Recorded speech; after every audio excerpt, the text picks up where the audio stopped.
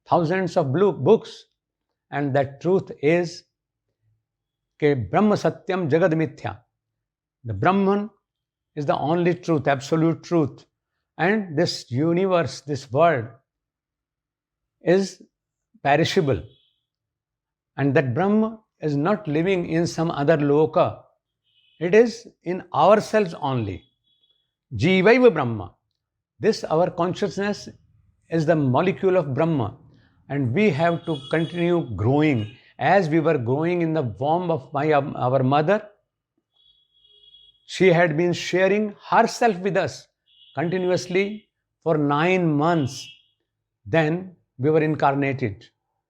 We found a form filled with life. But when the obstacles are there, the worldly obstacles, the attractions, the vices, then that growth is obstructed somehow.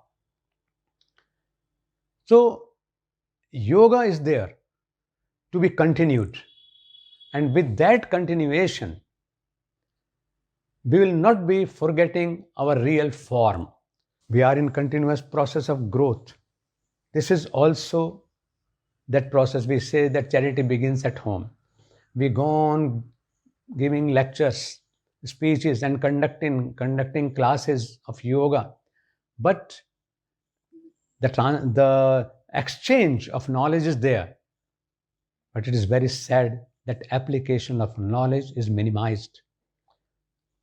We may speak less, but we should understand more, and we should apply the most. Then only it can work.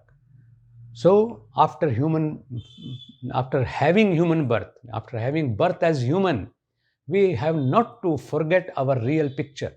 We have to continue the yoga phase, and that phase is at individual level known with this mantra only, Vangame Asyastu. Whenever we speak, there should be truth in our speech.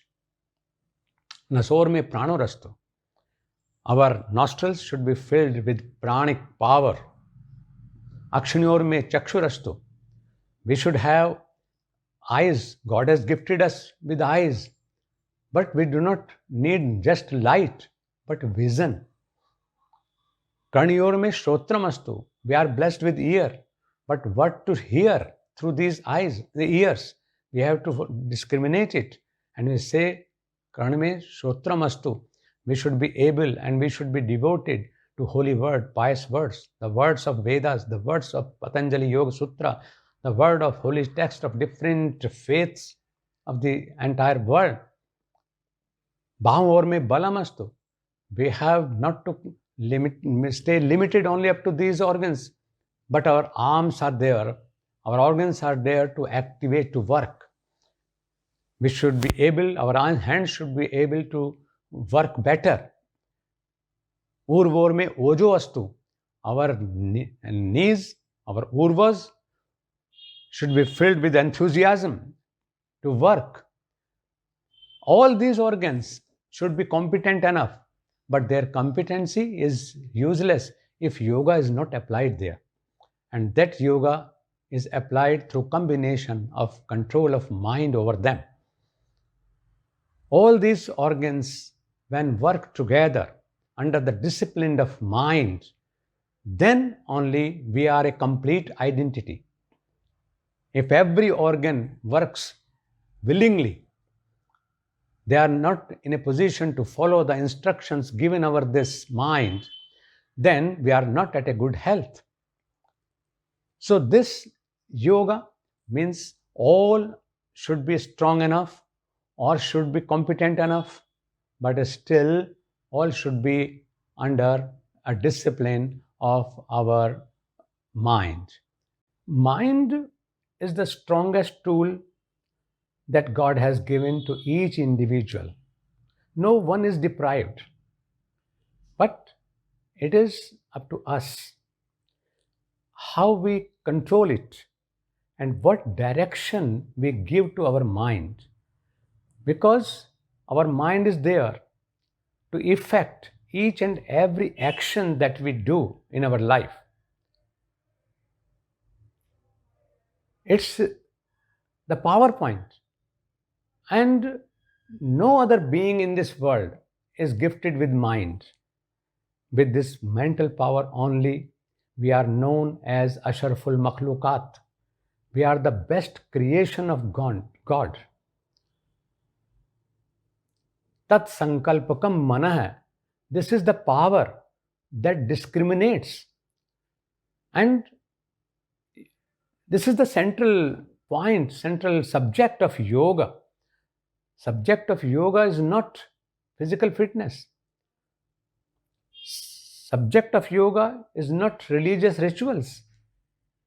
Because yogis could realize that all these things are the byproduct of our mental status. So they made mind the subject of yoga. And Lord Krishna said that it should be positive. If it is positive, then we can create miracles. And if it is negative, then we can create destruction, not only of individual or our family, but of the entire world. So he guided us as a yogi to have vision, to give vision to our mind that sarvabhutastham atmanam sarvabhutani cha atmani ikshate yoga yuktatma sarvatra samadarshana. Once we are blessed with a positive mind, because powers are there. Ahar, nidra, bhaya, maithunancha, samanya metat pashubinaranam. All instincts are with everybody, with birds, beasts, and human as well. Dharmo hi eko adhiko visheshah, dharmena hina pashuvi samana. If we do not know how to give the direction of dharma, what to do and what not to do to our mind, till then we are no better than an animal. Only our mind is there that discriminates between fair and foul, and that bless us with a paining heart. So we have to give it a direction through yogic discipline. And those who are blessed with this discipline, they are always on creative side. We have the example of our Prime Minister. I'm not a political man, but I see him as a yoga seeker. He is a yogi who has applied yoga into his everyday life. Lord Krishna, for people, appeared as if he is a political person. But he was a yogi who purified the politics of that time. Chanakya was a perfect politician, but he was a yogi, and being yogi, he united entire India. In today's context, this yogi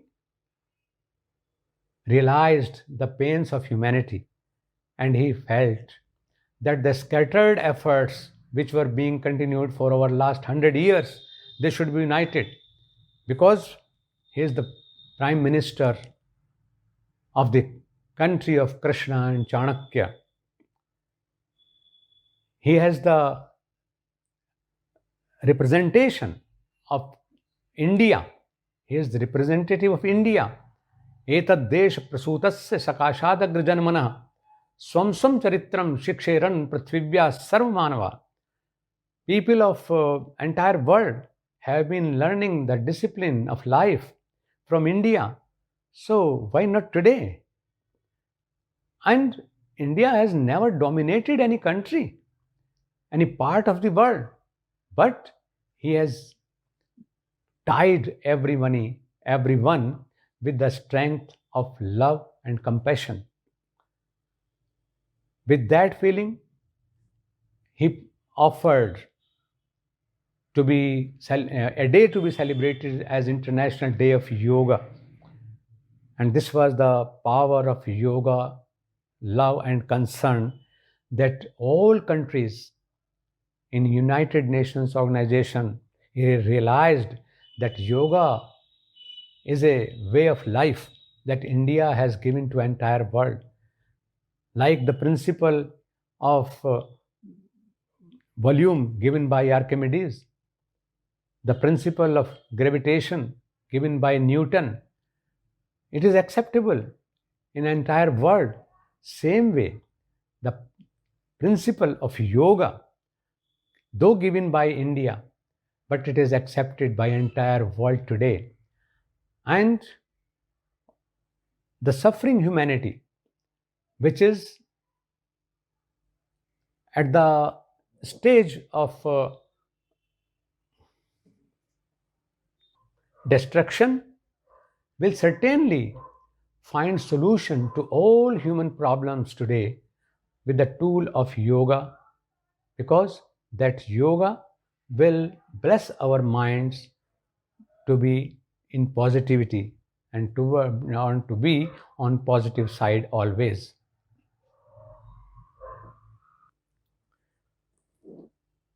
And when it comes of unity, unity is no doubt joining hands, but not only hands. Unity means joining hands, heads, and hearts. Once we are emotionally in tune with each other, our unity will not be for fighting and defeating anybody, but our unity will be there to make a collective effort for making the world a better place to live. Yoga vision gave a new definition to world. The new definition of unity is Sarve Bhavantu Sukhinah, Sarve Santu Niramaya, Sarve Bhadrani Pashyantu, Ma Kaschit Dukha Bhag Bhavet. May everybody be happy. May everybody be disease free. May everybody be blessed with a vision of oneness. Everybody is a member of our family. Unity is a very beautiful concept. But unity of yogis is not to fight with people. Unity among yogis is not clubbing or joining hands together for short gains, but unity of yogi should be for joining hands, heads, and hearts. It is not less than merger. And once we make a united effort, that should be for fighting with ignorance, fighting with illiteracy, fighting with evils, and fighting with sorrows that have been challenging the humanity for ages. This experience gave us a vision, and that vision was of Sarve Bhavantu Sukhina, Sarve Santu Niramaya, Sarve Bhadrani Pashyantu, Ma Kaschit Dukha Bhag Bhavet. May all be happy. This should be the result of our unity. May all be disease free. Kaik, Manasik, Atmik Kleshah, they are to be eradicated. Sarve Bhadrani Pashyantu. May we win faith and look at each other with friendly eyes, with friendly heart. Ma Kaschit Dukha Bhag Bhavet. May we not be a source of pain to others, but we should be a source of relief to all, even those who are suffering. So this is the vision. Ayam nija paro veti ganna laguchetasam udar charitanam tu vasudhaiva kutumbakam. This is yours and this is mine. These are the boundary lines. Such is not the discrimination and the way of living for a yogis. They say This is short-sightedness. This is narrow-heartedness. I am nijah paroveti. This is not yogi's way of living. Udar charitanam. They are broad-hearted. And Vasudhaiva Kutumbakam, for them this entire world is a great family. It is not only that India has given such philosophy and they are bound to live with this only. It will unite the society. Because this vision gives us a thought process that entire world has to be happy. If my neighboring countries is restless, then that fire will touch my country also. If my neighbor in colony is suffering with any virus infection, then I am sure to be affected with it. So I have to take care of him as well. So our united efforts will fight the common enemies, and that common enemy at largest scale is ignorance. Savidya ya vimuktaye. The knowledge, the true knowledge is one that liberates us from sorrows, that liberates us from ignorance. And this message of unity and well-being will prove a torch bearer to give the world a better opportunity and better guideline to live at individual, social, and global level. Such yogic living with unity will sure lead us to well-being. Well-being is also a relative term. It is not only well-being of an individual. Once we are all happy, it means each individual is happy. Ananyaschintayanto mam ye jana paryupasate tesham nityabhiyuktanam yogakshemam vahamyaham.